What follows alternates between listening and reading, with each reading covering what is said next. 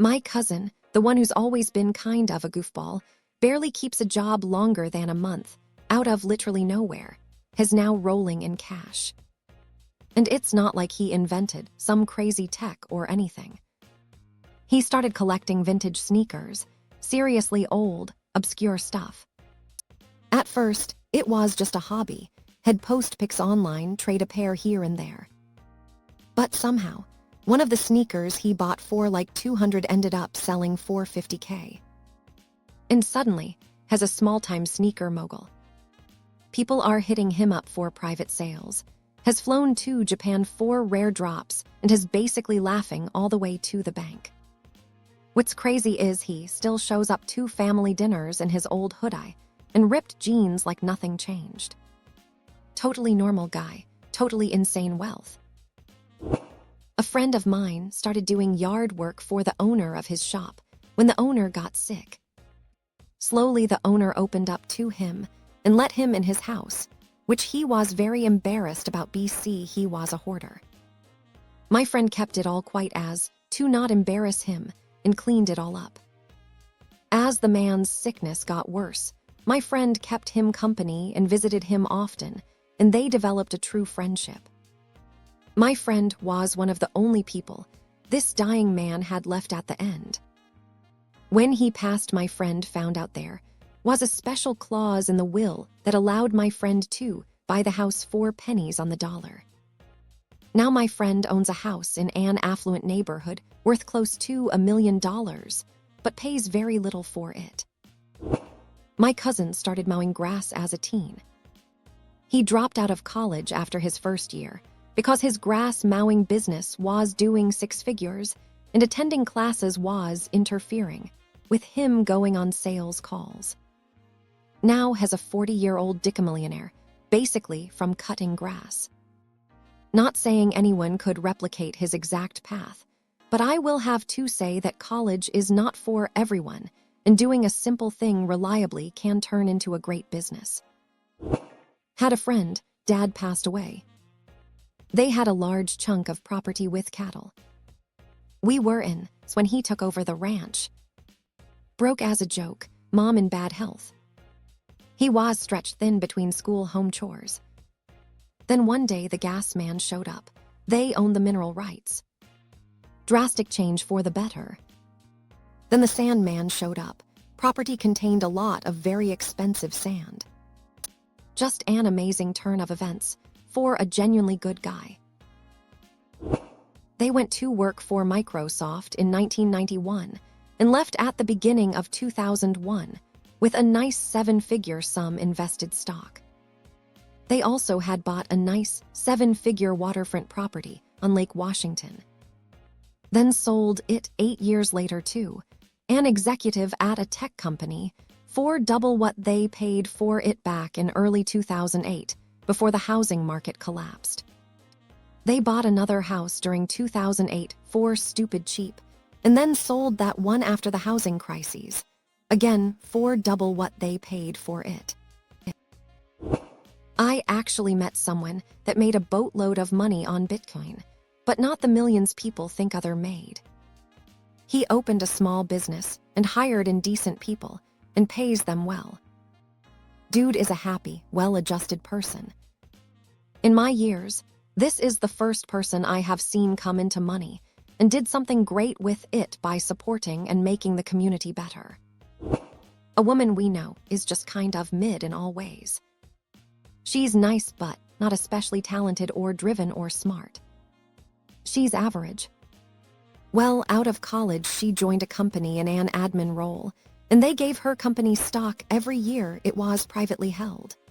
It was acquired, and suddenly she was worth about $15 million.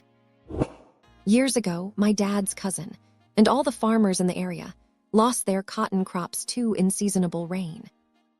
The other farmers took their insurance payouts and gave up on the season. My dad's cousin, against better advice, decided to do a second planting. There was just enough growing season left, and all the conditions lined up just right, so he got a hell of a cotton crop out of it. Being the only farmer in the area with a significant crop that year, he was able to sell at a much higher price. He leveraged his profits too by the cotton gin the following year. And he used those profits to buy more land farms. And has invested in a number of other things. For a fella who started as a small-time cotton farmer in the 1970s, he is living a very cushy retirement. My friend designed a boat. Another country wanted to build like 40 of that boat. As the deal was being sealed, the Gub administration pissed that country off real bad. To the point where that government declared that no further contracts would be done with aspects of USA defense ecosystem. But they still wanted that boat. So a private firm in the country that wanted the boat bought the IP rights to the boat for a high 8-figure sum. Friends cut was 10. Two guys from the same area. One had a design firm, pitched an idea to Disney. Disney passed, then built a new portion of one of their parks that closely resembled the pitch. 240M settlement. Guy B installs steel cladding on roofs and barns.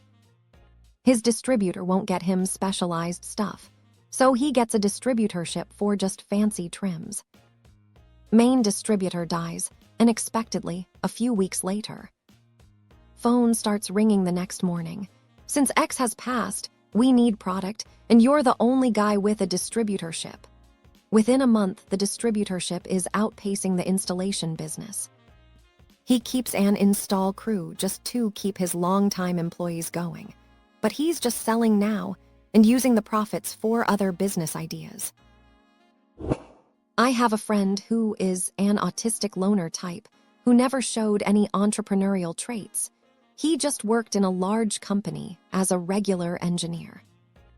At work, he befriended a manager, an older guy, an old-school, obnoxious type with no education, who got everything through connections, made a lot of money, and wanted to start his own business. The guy was looking for a business partner who would complement his boldness and charisma with professional knowledge and education. And he chose my friend who had the skill set, but also was young, broke, and inexperienced. So he wasn't a danger for the guy.